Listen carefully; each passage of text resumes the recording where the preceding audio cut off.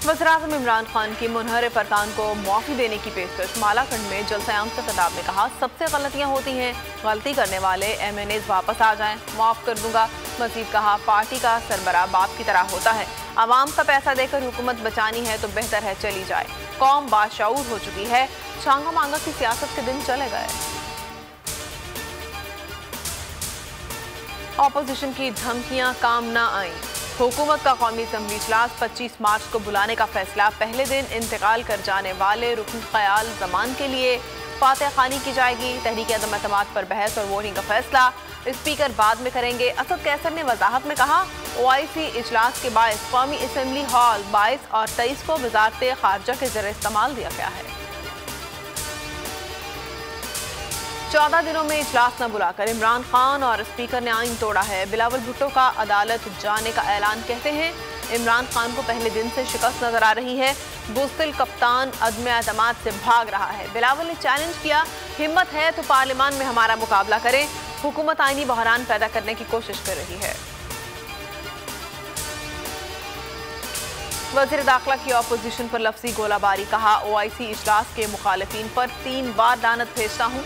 इजलास में मुदाखलत करने वालों की चीखें आसमान तक जाएंगी। एक बच्चा और सीनियर सिटीजन धमकियां दे रहे हैं। एक फोन आया और आप 90 डिग्री के जाविये से लेट गए। अदम एतमाद जमहूरी अमल है। बदकिस्मती से हुकूमत को आइन की परवाह नहीं है। इमरान खान को पता है कि उनकी हुकूमत के दिन गिने जा चुके हैं। इसको निकालने वाले वही लोग होंगे जिन्होंने मुंतखब किया। लीगी रहनुमाओं की इस्लामाबाद में न्यूज कॉन्फ्रेंस।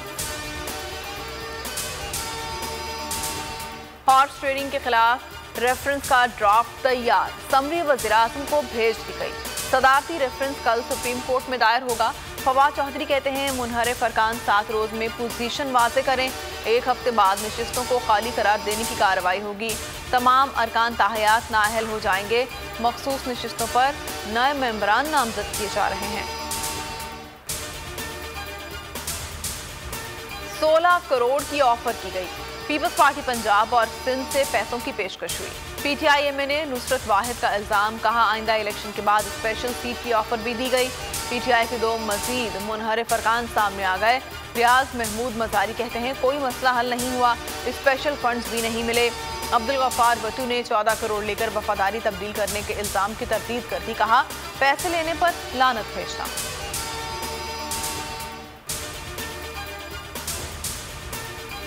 PTI मुनहरिफ अरकान के गिर्द घेरा तंग होने लगा। कराची में रमेश कुमार के घर का घेराव। फैसलाबाद में रैली निकाली गई। क़यादत शहबाज गिल की। मुल्तान में मुनहरिफ अरकान के खिलाफ एहतजाज। PTI कारकुनों ने गदों पर अरकान की तस्वीर लगाकर नारेबाजी की। मुजाहिरीन ने लोटे भी उठा रखे थे।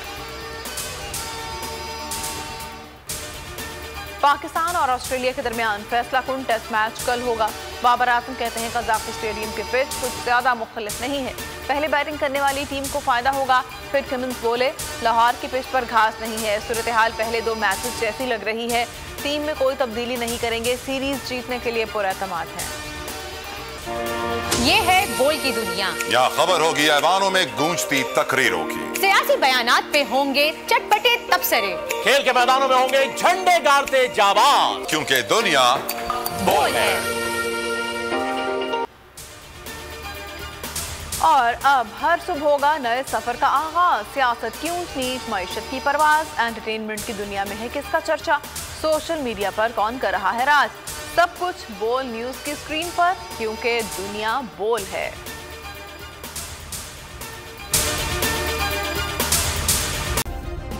सब्सक्राइब करें और बेल दबाएं ताकि कोई खबर रह न जाए।